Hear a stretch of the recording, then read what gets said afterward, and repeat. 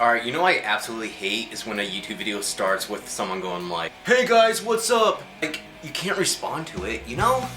Hey guys, what's up? So today we're doing something I've been wanting to do for a really long time now. For the last few years, I really wanted to interview bands and artists or actors or whoever, and today we're gonna do my first one. Today our guest is the Jasons. They're a red-blooded American punk rock band from Camp Crystal Lake, New Jersey. Now, if you are a fan of Friday the 13th or horror films, this is a band you definitely gotta check out. They are incredible. They're incredible. I love their music. They have great Ramones core, hardcore songs. All right, so anyways, enough of me talking. Let's talk to the Jasons.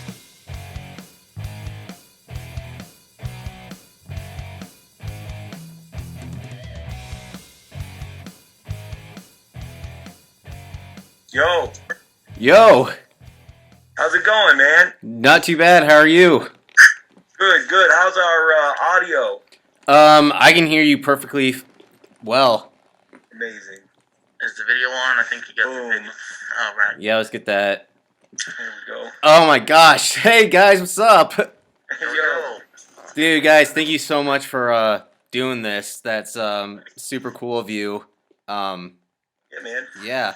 Well, yeah, doing this for my YouTube channel, and believe it or not, you guys are actually the first band I'm interviewing ever in my life. So, Yeah, man. Alright. yeah. We'll be the perfect first interview because we love to talk and we love to talk about ourselves. So it's like it'll be easy. It'll be Yeah, super easy. and then I'm just like you guys. I'm also a huge Kiss fan, so I got some. We'll definitely do some Kiss talking in a minute here. Absolutely. But yeah, the Jasons, red-blooded American punk rock from Camp Crystal Lake, New Jersey. How you guys doing today? Good, man. We found out that we got a chance to talk about ourselves, so we're always excited to do that, right? Yeah. It always makes the day go by. Whoa. Always makes the day go by quicker whenever you can just talk about yourself all day. Right. Yeah. So I found out about you guys over a Facebook advertisement, and I saw like all of you guys dressed up like with your mask on and everything, and I was just like, what is this? What is this? And the first song I listened to you guys by you was I Want to Be an Asshole. And I don't know about you guys, but for me, like, when I turn on like a song from a band I never heard before, usually within the first like 30 seconds, I can tell if I'm gonna love this band or not. And like when I first heard that like intro to that song, I was just like, this is an amazing band. And I just like, I was just like in, and I listened to you guys for like 3 weeks straight and listened to all your albums, and yeah, you guys are fantastic. I have your logo tattooed on my wrist, so that's permanent. So Let's see it. Let's see yeah. it. Holy shit.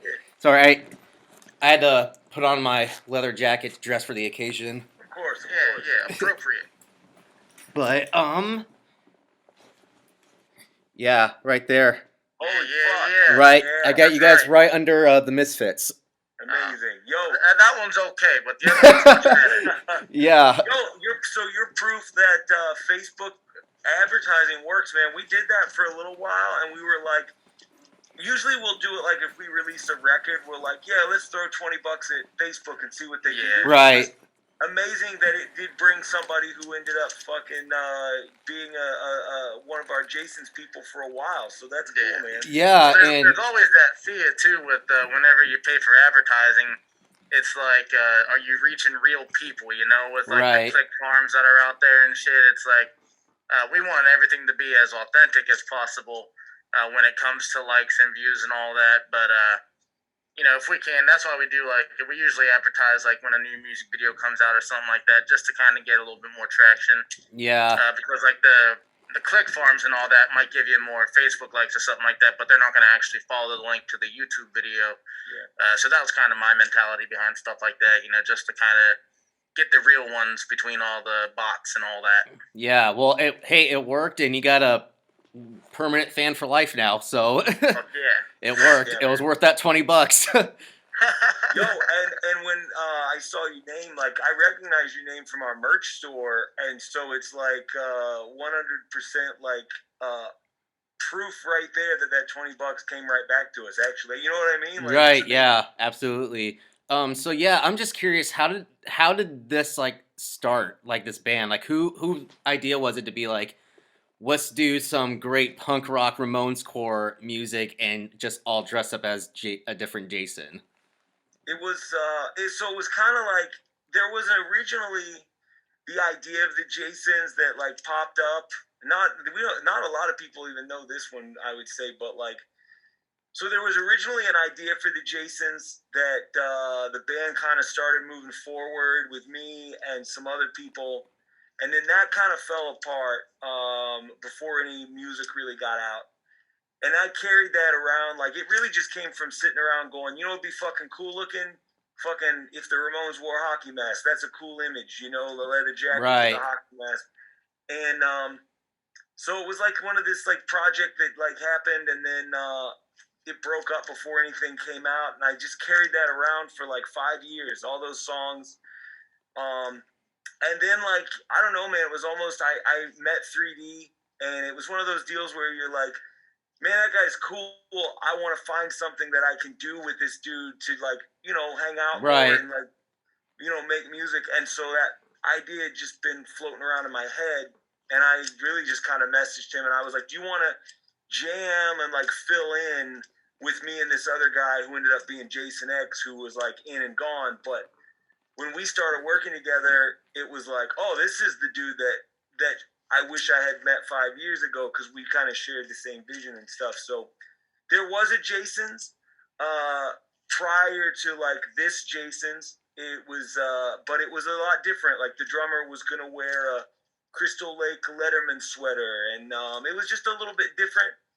And 5 years removed, that's still stewing up here. We got together and, you know, became this band. But I mean, it wasn't like, it was really just the kind of thing where like, and this happens a lot. It's like you come up with a cool idea, you sit down, you write like, you know, 6 or 7 songs in a day or two, and then you just chase that idea. But Yeah. you Yeah, know, no, I know exactly what you mean because I'm also a musician myself and I'm working on an album and I had this riff idea in my head for like 8 years now and I finally like wrote a song for it and I was just like, this yeah. is like a cool like idea. I just don't know what to do with it and it finally like dawned on me what to do with it. So I know exactly what you mean by that 100%. And that Um, stuff, when that happens, it can kill you until you get it out. Like, right? Yeah, no, I know exactly. Yeah, exactly.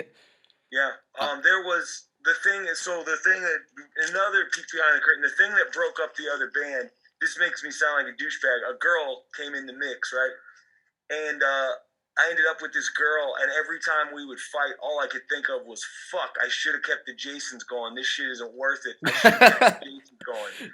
Um, it proved to me that punk rock is better than love. That's for damn sure. Dude, I'm laughing so hard because I actually just got out of a relationship like a couple months ago, and yeah, it's that aggressive punk rock, also just metal that got me like kind of like through it. So yeah, I can as of right now, I'm like, yeah, I agree. You may um, have lost the girl, but you got a cool leather jacket. That's all you need. yeah, yeah, and I'm talking to the Jasons, so hey, it's not a bad outcome. And one thing I also love about you guys that is kind of like out of the norm right now in a lot of independent artists is that there's a lot of bands that do like crowdfunding and Patreon stuff like that, but you guys are like, screw that, we're not doing that. What made you guys like go like, yeah, we don't want to do that. We just want to 100% fund it ourselves.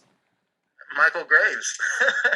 Oh, no kidding. We not really, but I think seeing him do it was the first time that we really like were appalled by the idea of it. Like, you know, he did like $9,000 for an acoustic record out of his bedroom or something like that. I don't know. That's the first thing that comes to mind is like we were like, yeah, that's just fucking stupid. It is that whole horror punk scene. You know, those guys. They're parasites in that scene. A lot of them, and like, we know dudes who have done like multiple Kickstarters and then never delivered. And a lot of those horror punk bands, that was like the formality. You know, everybody did it, and we got, you know, pulled into that a little bit. And like, we read Johnny Ramone's book, And Johnny Ramone's big on like never show weakness. So if you're gonna try to start a band and be out here begging for money, you're immediately perceived as weak. The other thing is, I'm not gonna mention any names, but there's some pretty big bands out here, horror punk especially, that'll beg you to donate to their Kickstarter so they can get gas money, and then they'll come around on tour and make you pay $50 to meet them in a VIP, and that looks like a fucking like what an asshole move that is. Yeah, we're yeah. assholes. We're not about that, you know. Right. I'm not so much against the Patreon thing. I'm not too against that because it's different. It's different. Like it's not so much like you're getting something in return to some extent. Like people will defend the GoFundMe and all that. Like we'll consider it like a pre-order for the record or something like that. And that's like I kind of get that. Yeah. But like the pre-order, like the way we view pre-order, because we do pre-orders all the time. It's getting made no matter what. It's not getting made only because you pre-ordered it, you know? And like Diamond Select did that to me, pissed me off. I pre-ordered a Lobo figure, $125, waited 9 months for it, and they canceled it because they didn't get enough pre-orders. Oh my gosh. Yeah, are better than Diamond Select. Broke my heart. But, yeah. But yeah, so I'm not too much against Patreon because at least like you're doing your monthly updates and stuff like that, and giving fans behind the scenes and stuff like that. But it's the strictly if you want us to play music, you need to prove it to us. Somebody said that. I don't remember who. And I bet you that fucking shit didn't get funded because that's a fucking clown move right there. Yeah, right. And then there was that one guy that like I won't say his name, but he like got angry that people weren't donating to his GoFundMe and stuff like that. This guy from Indiana, that's all I'll say. But he was like, "Oh, you people can't donate, $20 to blah blah blah." Like he was trying to use like a charity fund or something like that to spread his name around, and it was like, man, just fucking let it die. Yo, I saw a guy was trying to sell videos of him playing songs from his band, and nobody was buying them because he's a miserable fuck. And he posts up there and he goes, I was in a world famous band and I can't even unload these videos for $75. And I'm like, that's because the way you're marketing it is, let me unload videos on you. Nobody wants that shit. It sounds like it's garbage, you know? It's right. Like, and anytime you do crowdfunding, here's what happens. Now, the control of what I do is in your hands. Fuck that, man. Keep the control. Like like he said, we're releasing a record no matter what. We'll go broke releasing a record. We've done it. And it's like, eventually, if you believe in your band, you'll make that money back. But like in the beginning, we didn't have a big enough audience to buy our shit immediately, so we just sold our stuff. You know, yeah. It's like anybody who says like I need help making a record in 2020 or 2022 is they're fucking full of shit, man. You can make a record with GarageBand. You can press it up for $100. Yeah, and it's funny you mentioned that because I used to know a girl who was also a singer-songwriter, and I remember one time she started like a GoFundMe for her to like rent like an expensive crazy studio, like I think in Nashville or something like that. And I was just like, does she not know she could do this in her basement for like way like less expensive and still make it sound somewhat decent? Yeah. What does Minor Threat, that fucking Minor Threat record sound like? It sounds like balls. It's one of the most influential records ever. Like, listen to, I'm a big black metal fan. It all sounds like fucking bullshit. Lots of great stuff. You don't have to, the Ramones' first record sounds like bullshit. Yeah. Dude, I mean, we have friends, friends that follow that same path. Our pals, Pumpkin Guts especially, just, took the time, wrote the song, saved up until they could come together and release their own shit.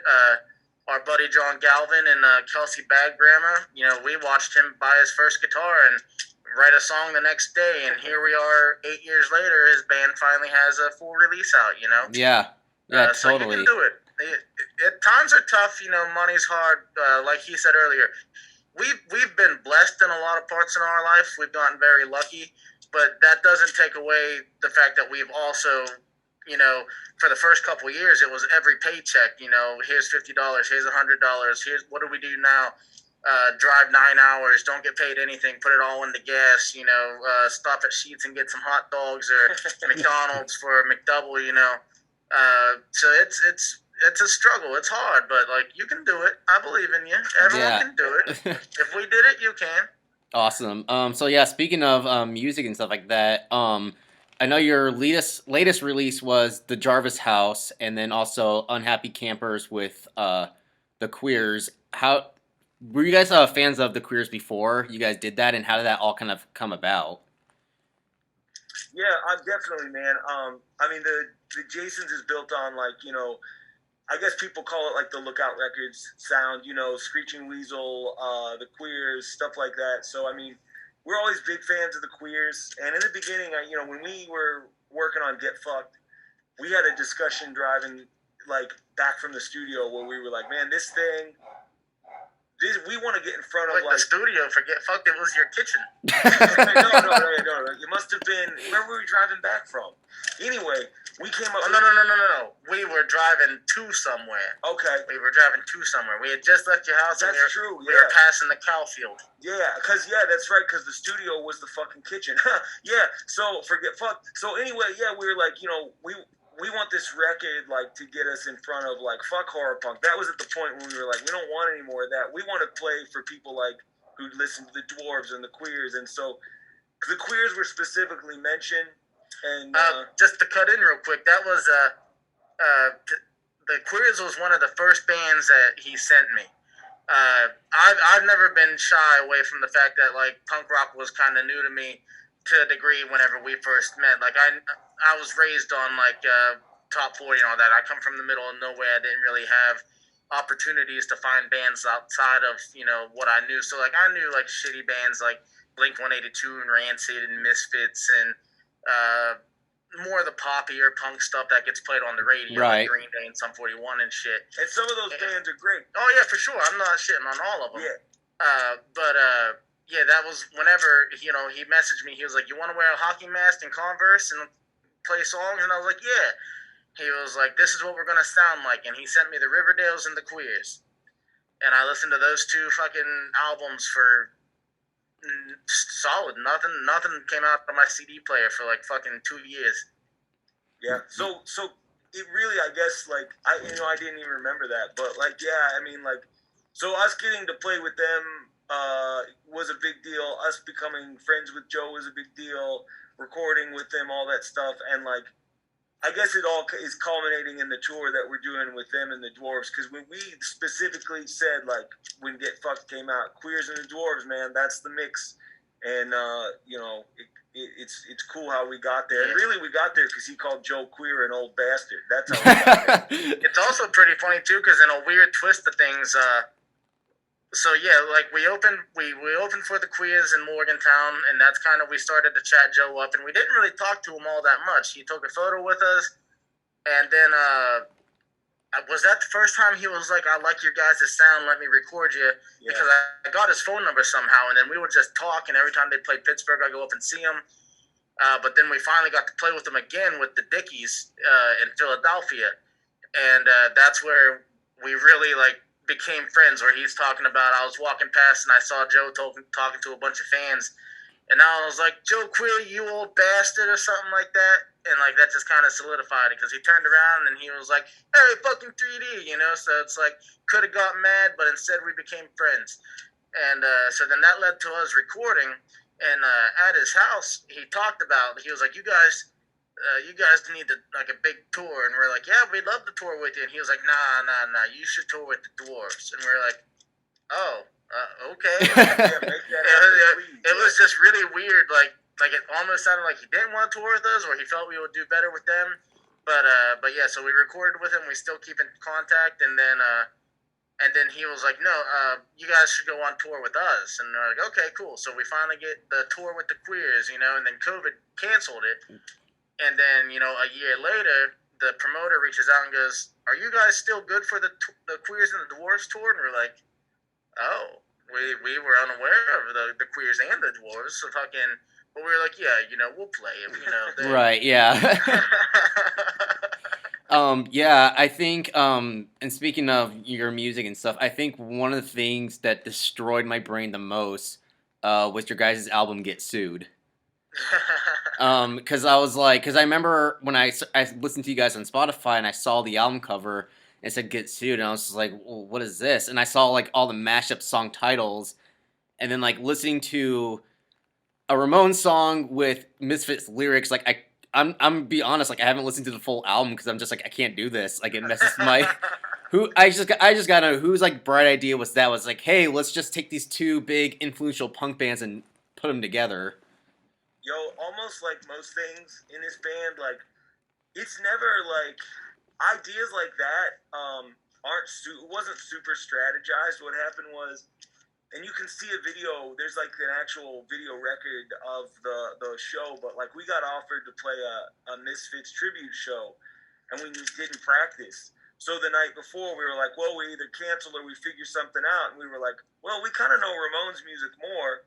So we practiced a bunch of Ramones songs, and then we just like I just sat there and jammed lyrics in. We did 3, and like kind of fucked with people live. Like so, like we practiced like once before that show, and we just kept hearing people being like, that shit, what shit you did at the Misfits tribute show, man. You need to record that. And our old drummer, hell, used to be like, we need to record that shit. Like he was always saying that. And then we just like, we had like $900 in the bank one week, and we were like, hey, let's go ahead and schedule this and record this record. And it was just as simple as that. Like there was no big strategy. Even the day of driving down, and this happens all the time, I'm still trying to shove lyrics like Today Your Love, Tomorrow Hate Breeders, which is one of the best ones on that record. Right, driving down, like I was like, oh, maybe that'll work. So it wasn't really super strategized, and yeah, it just kind of came out of us being lazy, really, though. And yeah, a lot of people really dig that one, and supposedly that's coming out on vinyl here pretty soon. It's the vinyl shortage fucked it up bad, but still in the works, like a compilation between Camp Mando Records, our little record label, Mom's Basement, and I Buy Records in Italy. So it's a thing. We don't know when it's coming out, but soon. Well, even though I don't care for it that much, I'll still buy it from you guys. That's you got to now. You got the yeah. Choice, right? And well, did you guys even ever get sued off that album, or nope? Still, Jerry Only still hasn't beaten. We really wanted to, man, because we were gonna ride that wave. We were gonna ride that wave hard, man. Like we were gonna to get a cease and desist in the mail. Like we wanted it so bad, just so we could post it on the internet, right? And preferably from Glenn Danzig, though, not from Jerry Only. No one's gonna be like, "Oh, you're getting sued by Jerry Only," but everyone will be like, "Oh man, you're getting sued by Danzig." True, like that's very true. Yeah. Because like, look at the Misfits. They played to crowds of 50 people for 10 years, and then Danzig come back and they fucking sell out Madison Square Garden. Right, right. The one that I'm hoping we get sued for is on our on the Jarvis House split and on Get Fucked. But once again, we just used the intro, the actual like clip from the beginning of One by Metallica for American Slasher. Still haven't gotten sued over that either, but we just straight up, like, that is the Metallica intro. We did nothing to it, but they don't care. I like whenever people are like, man, I like that one that sounds like One. And like, it is One. It's One. But yeah, your last full-length thing you guys did, I have it right here, Blood on the Streets. I absolutely love this album. I think so far, I think it's your guys' best work so far. I really love Blood in the Streets, Scene Police, it's still Crystal Lake. I love Dead Fuck. So many great songs, but I think my favorite out of all this is actually Scene Police. Yeah. And so my question is, what is the Scene Police exactly? It's weird because people get it fucked up a lot, like. So it's because you put the hat on. Well, yeah, and it's kind of like this. So, like, the song itself is a little bit of a commentary on how people are incredibly judgmental, and how you have to have a certain like look, you have to have a certain preference of music, and you got to dress a certain way to be considered punk. And so the song is like really a commentary on that. But it's actually sung from the place of all the fucking hypocrite assholes that try to police the scene. So in terms of like, obviously it's me, like giving a big fuck you to those people. but in terms of the lyrics, it's what those people are basically saying to somebody in the punk scene who doesn't line up to, you know, their standards. But yeah, live, you know, when we play live, like, we take on the mantle of the scene police, because if there's anybody who gets to have the final word on what is punk rock, it's the Jasons. Fuck everybody else. We make the rules, you know. That's but awesome. yeah, it was just like, it came from having an axe to grind with people, and like, you know, just like you know, we started incorporating a little bit of heavy metal stuff into our record, and you know, when we put out the Black Russian split, this guy reviewed it, and he said, he was a punk. I mean, it was a punk website, but he said, this sounds a little bit too sloppy and metallic, and I wanted to be like, that's called thrash, Yeah. motherfucker. But like, Yeah. you know, people have preconceived notions of what punk rock is, and Well, and don't call ourselves thrash, because thrash fans will come after us. no, I don't know, man. Thrash fans are way more laid back because they just want to smoke weed and headbang. That's all they want to do, you know. No, that's stoner metal. Times have changed, man. It ain't the 80s no more.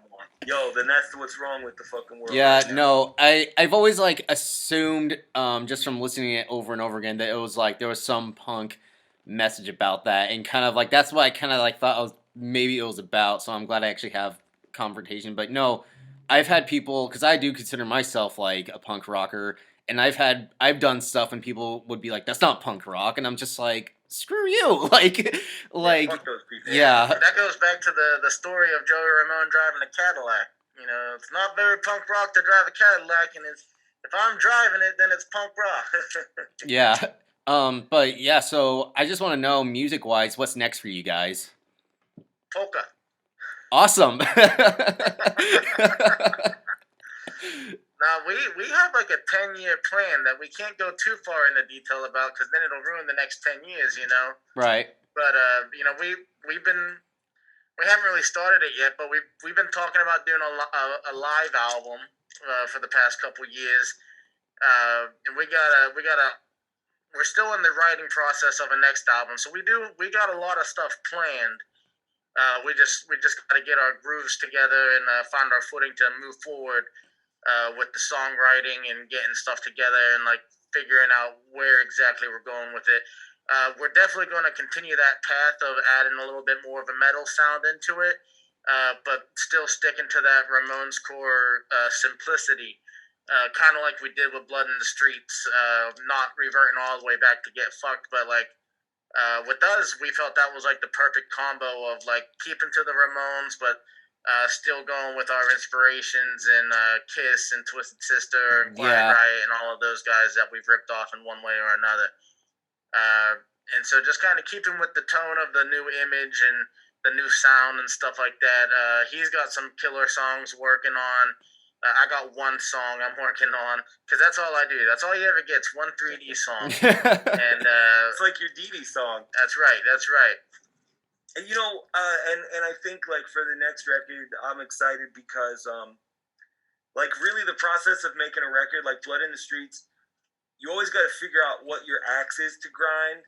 And for me, that's real important in writing Jason's music, is like, who do I want to say fuck you to on this record? And so I feel like at least tonally, the next record, if you like our there's songs like Scene Police that are kind of like a little bit of a commentary on the scene, or a little bit of like satirical, tongue-in-cheek kind of stuff. The next record is like, there's a lot of that going into this next record.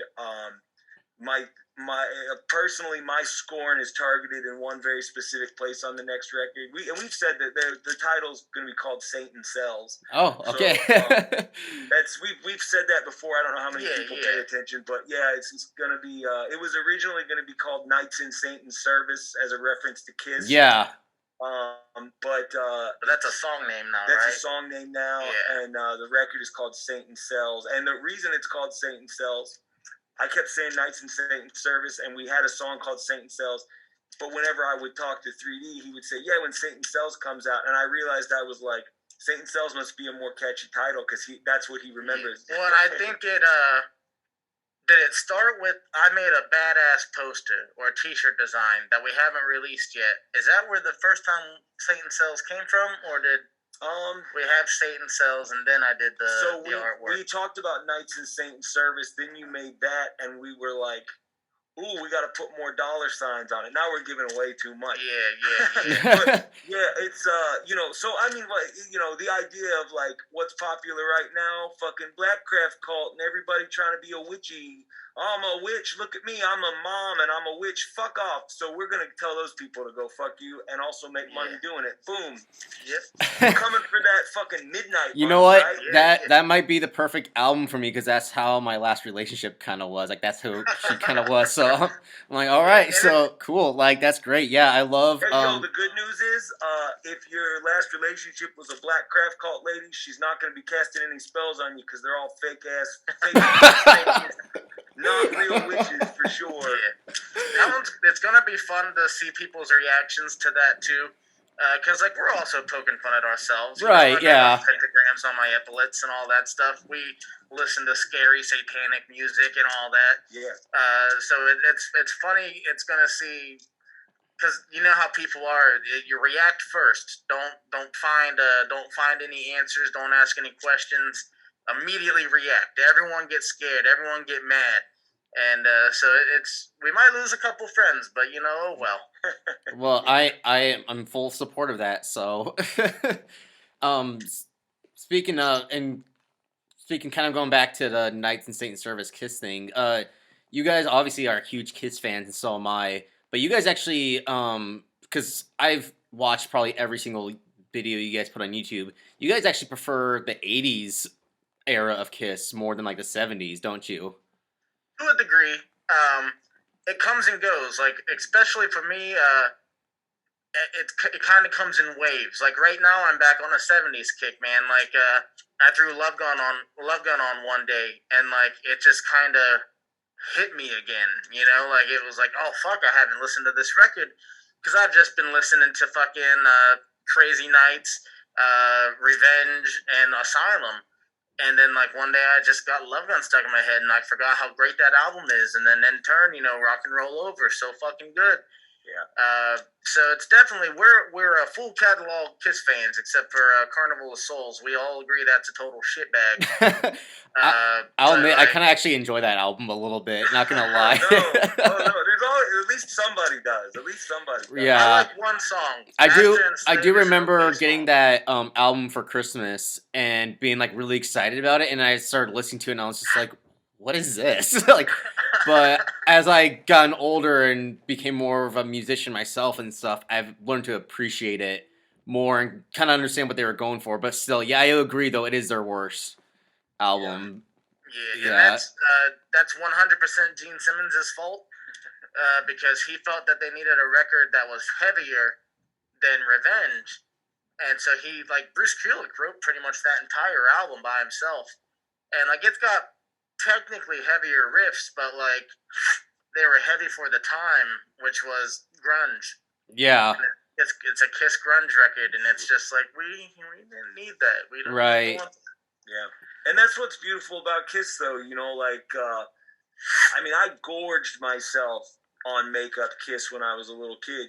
So like, it's almost like I say this all the time, but it's like some music you listen to so much. I put the Misfits in this category. I listened to them a lot when I was really young, and it's ingrained in me, but I never need to hear it again. And some early Kiss is like that for me, although I just revisited Rock and Roll Over. But like, so the 80s Kiss became this thing where it was like, man, I never really gave this a shot. And then I did, and I found, for me, my favorite record is Asylum. I love that record. Love the guitar tone.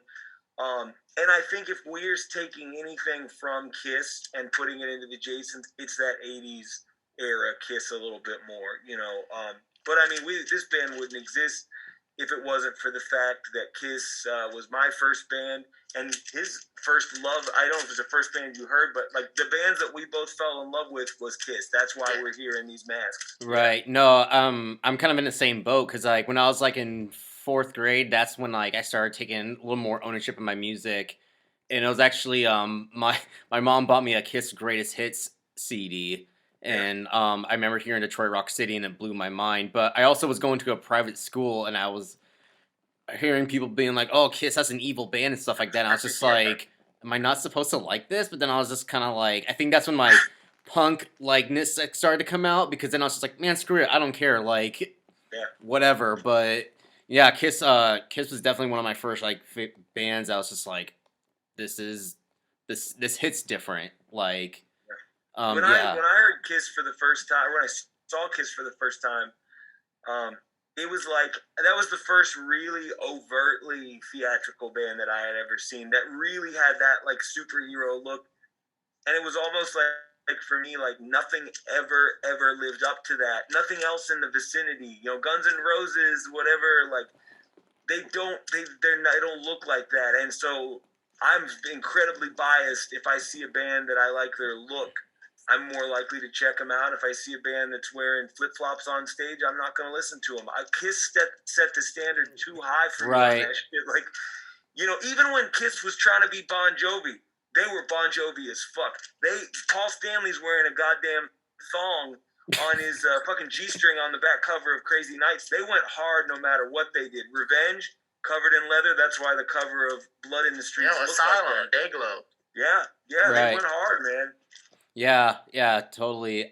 So with that being said, and with Kiss and stuff, Gene Simmons has kind of been in the spotlight lately about how a couple of years ago he said that rock is dead.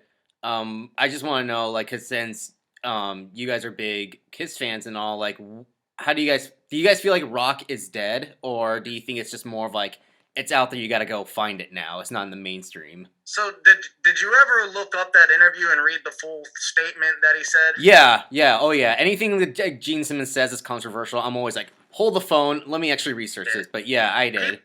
People got so butthurt about him saying that, but he wasn't attacking the music or any bands or anything like that. He was attacking record labels. He was attacking, the Billboard charts. You know, he was attacking stuff like that. He was saying, and it's the same thing Frank Zappa said in the 80s, you know, like once money became involved in the music scene, record execs and all that didn't want to put any bets out. They didn't want to take risks. They only put money towards what they know is going to get them more money. And so, like, that's why you get Greta Van Fleet now, because they needed a Led Zeppelin Part 2. And so that's what he was saying, was that it's harder for, like, you know, bands like us and stuff like that to really get anywhere because nobody wants to hear it anymore. You know, it's not like in the 70s where, like, it was, you know, rock and roll was, like, the dangerous, scary thing or whatever. No, I mean more 50s, 60s, whatever, 80s, Satanic Panic and all that.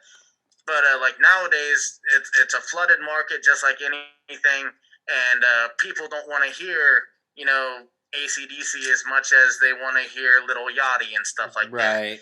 That's what Gene Simmons was more implying. And I agree with it to some degree. Like, I don't fucking know anything about Billboard charts and all that.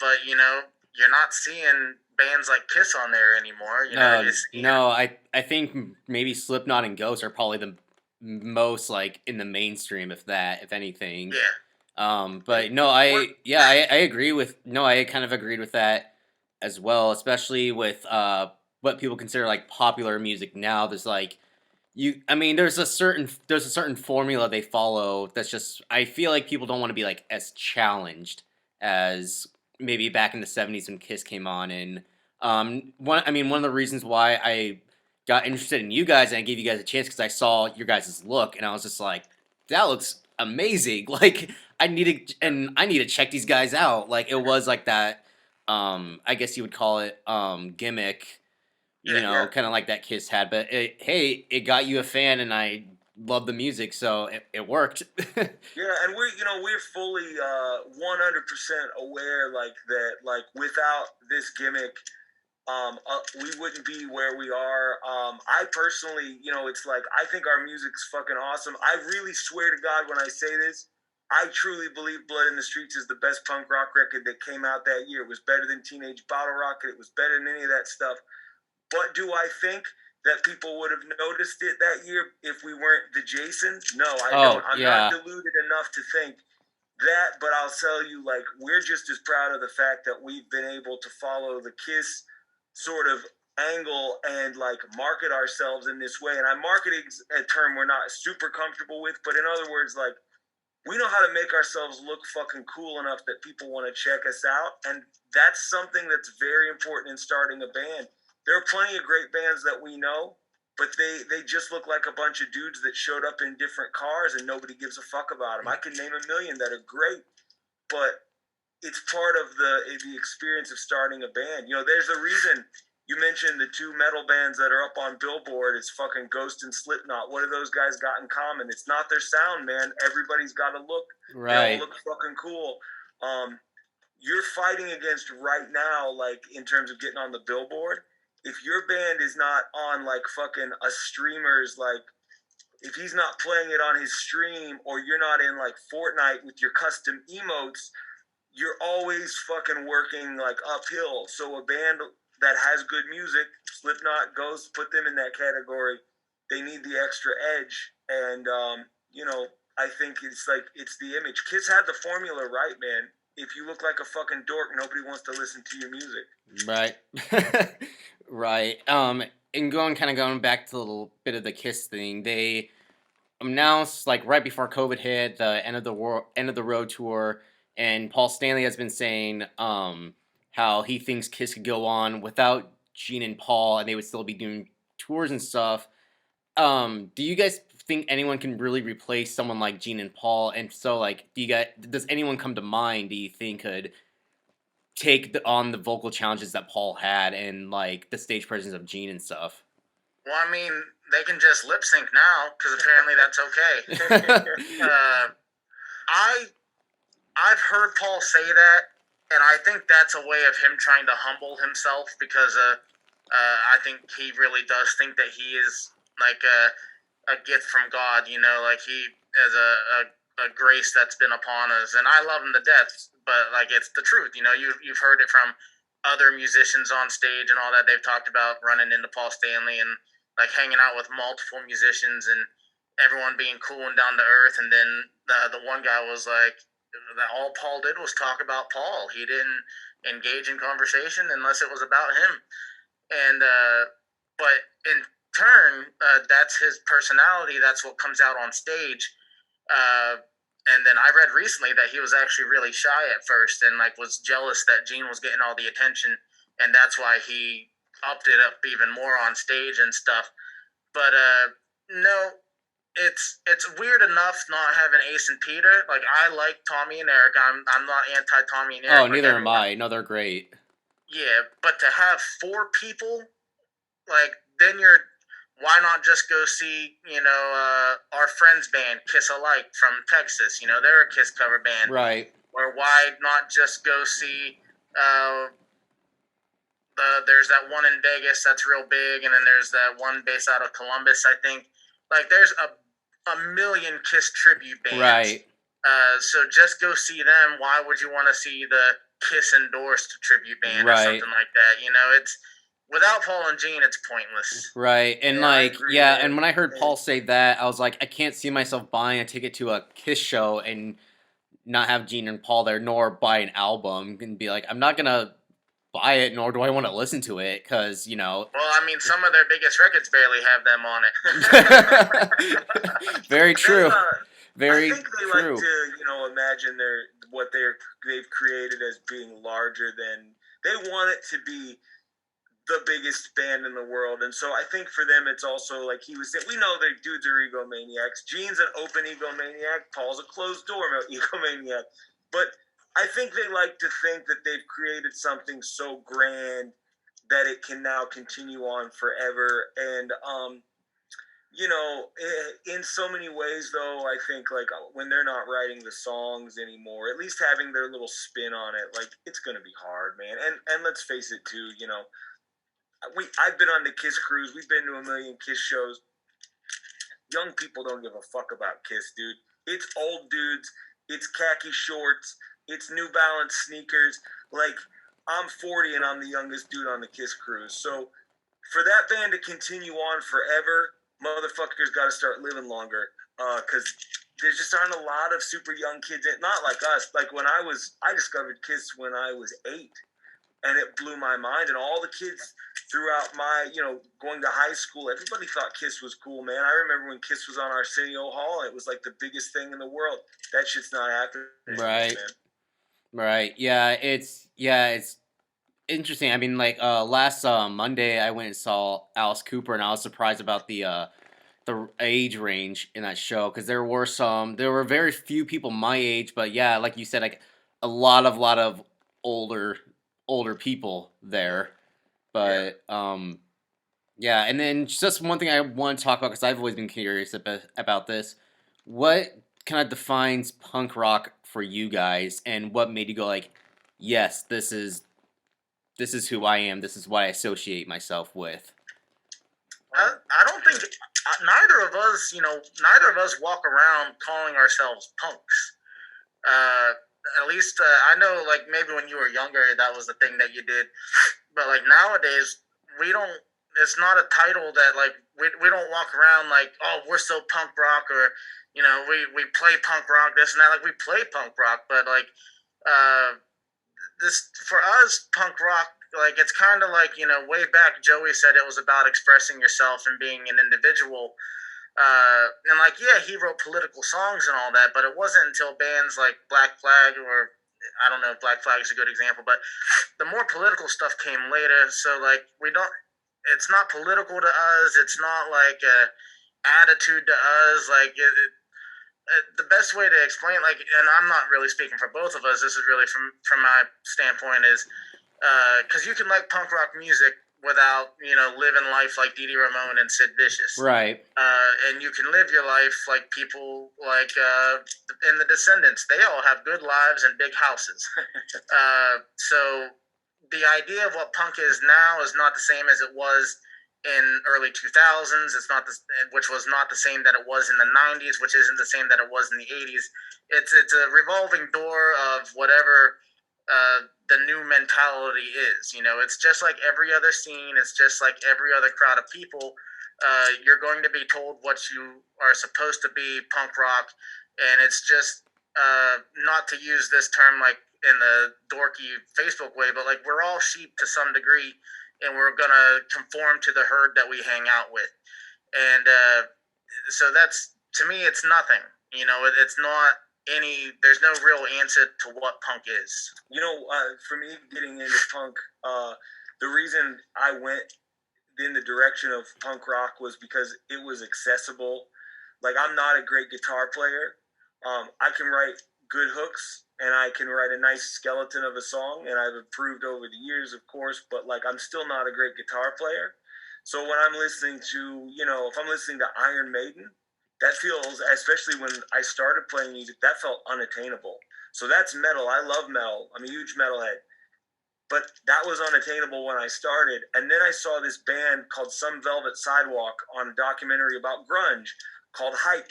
And they were the shittiest fucking band I've ever seen in my life, but people were getting off to it in the crowd, and I was like, what the fuck is that? I can do that. Then I discovered the Ramones, and I was like, I can do that too, and they look cool.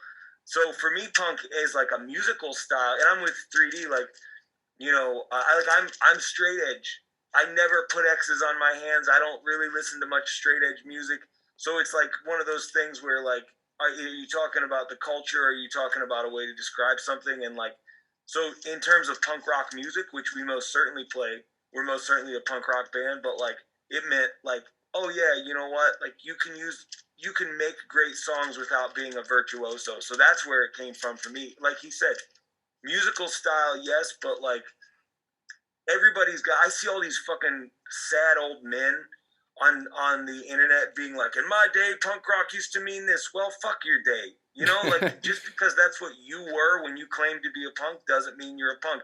Ian Mackay, that dude was a punk, but he was a different kind of punk than fucking Sid Vicious over here, Right. Like, so, yeah, it's a musical style. And I heard, I heard this fucking old fat Mike say that once. He said, we're not punks, we just play punk music. And it's like, I understand that. I agree with that, Yeah. And that's like another example of, like I joked about earlier with the Descendants, like Fat Mike, he had a terrible life. He lived the dirty, raw punk lifestyle. Now he lives in a big house. He has money. Same with like Ben Weasel and all them. Same thing. They wore the cheap clothes. They did that. They didn't have a lot, and now they live in their big houses and drink whiskey and smoke cigars and rant on podcasts. So and they're still punk rockers because they play punk rock music. Yeah. Right. All right. Well, that's all the questions and stuff I wanted to ask you guys. Thank you so much for doing this. This means like a lot to me. Yeah, man. Yeah, Anytime. like I said, like you guys are easily in my top 5 favorite bands of all times, and Oh, for thank for claiming you guys are assholes, you guys are pretty nice. So, you. Don't tell anyone. You're not gonna Yeah. post this, are you? Right? oh man, just to my 98 subscribers on YouTube, but but Yeah, the way we answered all of your questions, we're gonna get you canceled before you even blow up. We're sorry. hey, like it was worth it. But yeah, I can't wait to hear more from you guys, music wise. I know you guys are going on tour with, like you said earlier, with the Queers. You guys aren't coming nowhere near my home state, but I'll forgive. But hope to see you guys in person soon again. Thank you so much for doing this. Like, I really appreciate it. No problem, man. It was fun. All right, see you guys later. Thank you so much. That was cool.